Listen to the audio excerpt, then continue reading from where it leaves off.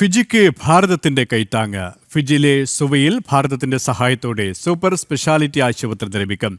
പ്രതിരോധ സുരക്ഷാ മേഖലയിൽ ഇരു രാജ്യങ്ങളും തമ്മിലുള്ള സഹകരണം ശക്തമാക്കാൻ പ്രത്യേക കർമ്മ പദ്ധതി തയ്യാറാക്കി.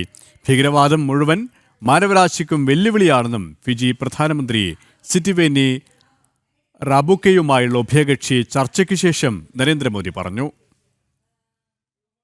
3 ദിവസത്തെ സന്ദർശനത്തിനായി ഭാരതത്തിലെത്തിയ ഫിജി പ്രധാനമന്ത്രി സിറ്റിവേനി റാബുക്ക രാജ്ഘട്ടിൽ പുഷ്പാർച്ചന നടത്തിയ ശേഷമാണ് പ്രധാനമന്ത്രി നരേന്ദ്രമോദിയുമായി കൂടിക്കാഴ്ച നടത്തിയത്. ഡൽഹിയിൽ ഹൈദരാബാദ് ഹൗസിൽ നടന്ന ഉഭയകക്ഷി ചർച്ചയിൽ പ്രതിരോധം ഉൾപ്പെടെ വിവിധ മേഖലകളിൽ സഹകരണം ഉറപ്പാക്കുന്നതിന് ഇരു രാജ്യങ്ങളും ധാരണാപത്രത്തിൽ ഒപ്പുവെച്ചു. ആരോഗ്യമുള്ള രാജ്യത്തിന് മാത്രമേ വികസനം നടപ്പാക്കാനാകൂ എന്നും ഭാരതത്തിന്റെ സഹകരണത്തിൽ ഫിജിയിൽ സുവയിൽ സൂപ്പർ സ്പെഷ്യാലിറ്റി ആശുപത്രി നിർമ്മിക്കാൻ തീരുമാനിച്ചതായും നരേന്ദ്രമോദി പറഞ്ഞു. ഡയാലിസിസ് യൂണിറ്റുകളും സി ആംബുലൻസും ഉൾപ്പെടെ ഭാരതം നൽകും. പ്രതിരോധ മേഖലയിൽ സഹകരണം മെച്ചപ്പെടുത്താൻ പ്രത്യേക കർമ്മ പദ്ധതി തയ്യാറാക്കിയെന്നും ഫിജിയുടെ സമുദ്ര സുരക്ഷയ്ക്ക് സൈന്യം ആവശ്യമായ സഹകരണം നൽകുമെന്നും പ്രധാനമന്ത്രി വ്യക്തമാക്കി.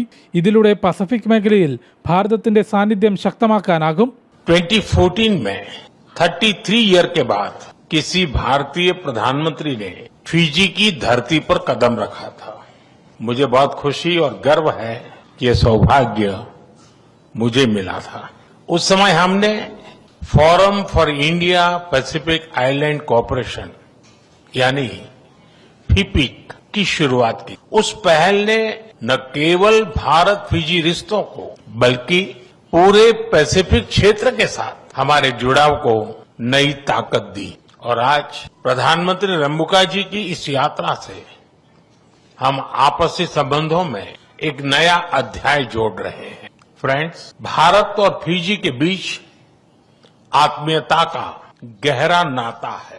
ഭാരതമെന്ന മഹത്തായ രാജ്യവുമായുള്ള ബന്ധം വിലമതിക്കാനാകാത്തതാണെന്നും സമാധാനത്തിനും വികസനത്തിനും വേണ്ടി ഒരുമിച്ച് നിൽക്കുമെന്നും ഫിജി പ്രധാനമന്ത്രി സിറ്റിവേനി റാബുക്ക പറഞ്ഞു. പ്രതീക്ഷിച്ചതിലും കൂടുതൽ സഹകരണമാണ് ഭാരതവും പ്രധാനമന്ത്രി നരേന്ദ്രമോദിയും നൽകുന്നതെന്നും അദ്ദേഹം വ്യക്തമാക്കി. It has been a great honor to have been your guest over the last 2 days and the next 2 days.